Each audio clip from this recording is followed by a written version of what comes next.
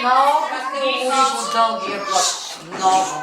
Затова искам да пазите тишина, за да мога да слушам всяко едно детенце от вас. Подаръците, бюджетата ги носят. Сега след малко ще пристигнат. И ако сте така добри, за всеки от вас ще има подаръци. А наистина има подаръци? Големи подаръци.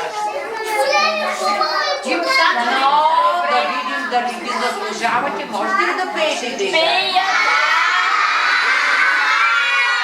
А стихчета знаете ли? Добре, да видим. Как ще поздравим дядо Коледа? Снежен прах шемичка ти, лайк. Средите прави.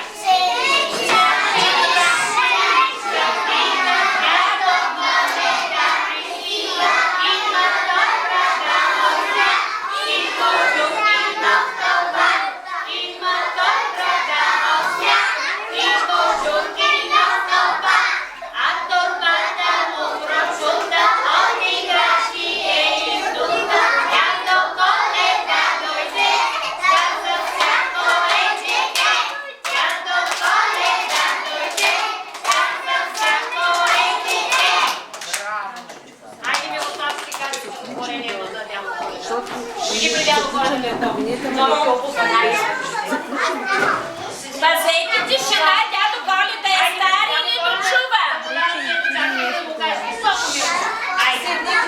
Седни. Види Вича тук. Седите долу, деца, не славете. Седите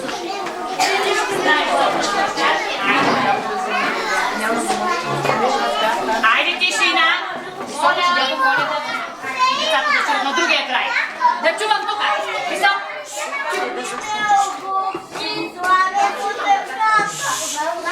Тихо. Дойде влезе тихо, ще направи крачка и ще ми остави някаква играчка.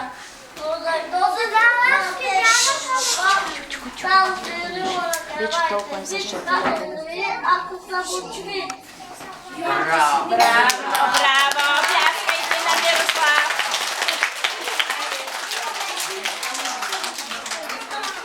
Високо ще му кажа.